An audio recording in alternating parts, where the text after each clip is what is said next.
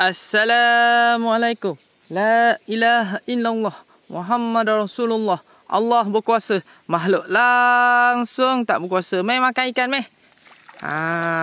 Mai makan ikan tilapia. Ikan lampam. Ikan jelawat. Mai makan meh. Sini meh makan. Ikan patin. Syukur alhamdulillah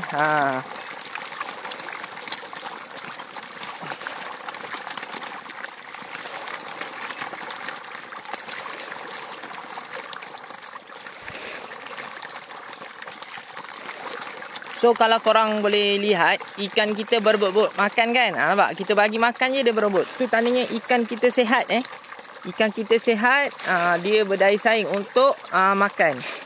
Sebab dekat kolam Cik Tangga ni, kita tak buat grading. Grading tu kita tak buat sangka lah. Kita biarkan dia bebas. Meh makan meh. Kita bagi dia orang makan. Selalunya kita akan bagi ikan ni makan awal pagi lah. Sekitar pukul 7.30 hingga pukul 8.30 macam tu lah. Lepas tu kita akan bagi lewat petang. Lewat petang tu sekitar pukul 5.30 hingga 6.30. Macam tu lah selalu kalau Cik Tangga bagi makan ikan dekat kolam ni. Ni. Alhamdulillah syukur nikmat. Alright. Ni ikan dia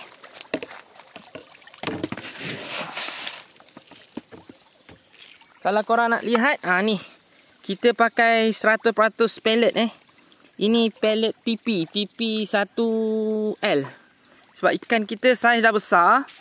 Jadi kita guna yang ikut saiz lah. Saiz ikan.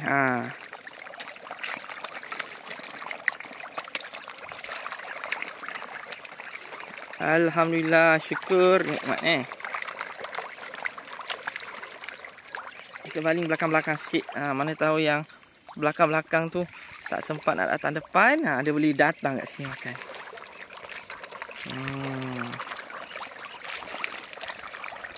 Ikan ni kita bela daripada kecil saiz 3 inci ke 4 inci macam tu.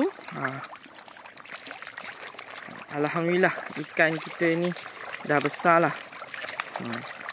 Korang boleh lihat.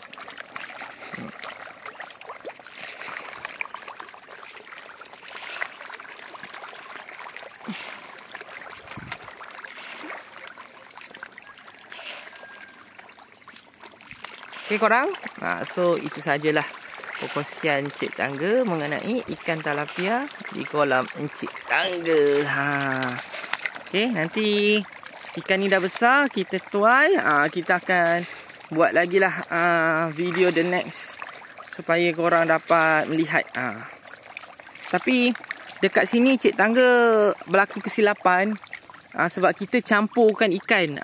Maksudnya ada ikan tilapia hitam, ikan patin, ikan lampam, ikan jelawat kan, kita campur. So lepas ni next kita dah tak boleh campur dah ikan. Supaya tumbesaran ikan ni dia sekata, dia tak berebut-berebut dengan ikan yang lain. Okay. So itu sajalah perkongsian Cik Tangga buat korang. So kalau korang ada soalan untuk bertanya pada Cik Tangga, korang komen je kat bawah. Korang komen, nanti Cik Tangga jawab. Kat mana beli benih, kat mana beli makanan. Tapi ni sekitar mana ni? Kita sekitar Negeri Sembilan lah. Tapi Cik Tangga beli makanan ni pun sekitar Negeri Sembilan. Okay, alright. So kalau korang ada ilmu yang bermanfaat nak share dekat Cik Tangga pun boleh share dengan Cik Tangga. Kita sama-sama kongsi ilmu. Okay korang. Alright, bye.